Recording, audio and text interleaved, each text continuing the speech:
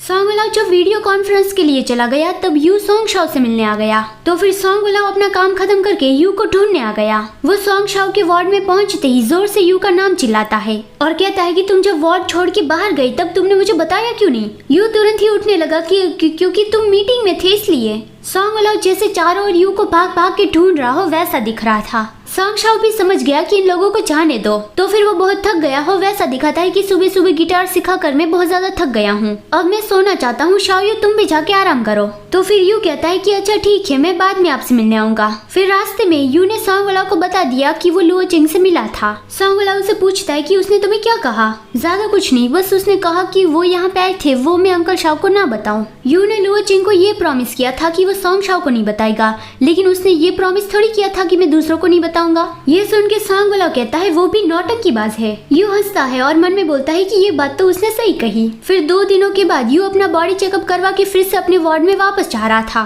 तब वहाँ पे काफी सारे इंजर्ड लोग इमरजेंसी रूम में आने लगे। नर्स यू को ले जा रही थी कि मिस्टर निंग यहाँ पे बहुत ज्यादा मैसी हो रहा है, तो फिर हमें जल्दी से आपके वार्ड में जाना होगा। वहाँ पे जो काफी सारे इंजर्ड लोग आ रहे थे वो परेड के लिए निकले थे, लेकिन अचानक से वहाँ पे मारपीट शुरू हो गई थी तो काफी सारे लोग इंजर्ड हो गए थे। समान अधिकारों के लिए बीटा लोगों ने परेड शुरू की थी, लेकिन अल्फा और ओमेगा लोग ऐसा उसे नहीं करने देना चाहते। तो इस तरह से 2 ग्रुप के बीच में फाइट शुरू हुई थी। यू सोच ही रहा था कि यहाँ पे रहना खतरे से खाली नहीं है, मुझे जल्दी से यहाँ से निकलना होगा। लेकिन तभी अचानक से वहाँ पे भी फाइट शुरू हो गई। हॉस्पिटल का एक कर्मचारी अल्फा था, उसकी फाइट बीटा लोगों के साथ शुरू हो गई। उसने कुछ कहा होगा तो बीटा ने उसे घूंसा लगा दिया कि फिर से कह दिखाओ, लेकिन अल्फा ने जवाब में उसे एक और घूंसा लगा दिया। यू ने नर्स से कहा कि चलो हम वहाँ पे जाके छुप जाते हैं। तो फिर वो दोनों इस फाइट से बचने के लिए साइड में जाने लगे।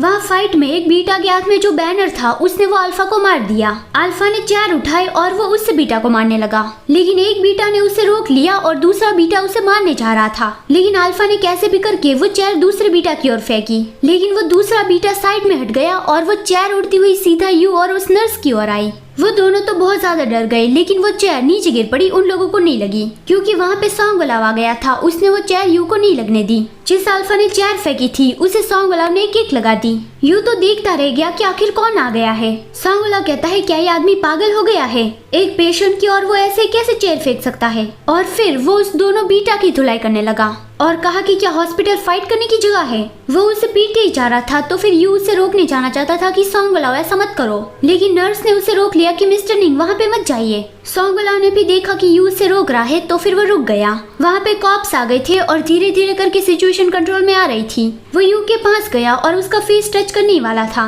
लेकिन वो अपना हाथ वापस ले लेता है क्योंकि उसके नकल्स पे ब्लड लगा हुआ था। और अपना दूसरा हाथ जो एकदम ही साफ था उससे यू के फेस पर कर्स करता है और पूछता है कि तुम्हें कहीं पे चोट तो नहीं लगी ना। यू सर हिला के मना करता है और कहता है कि मैं एकदम ठीक हूँ।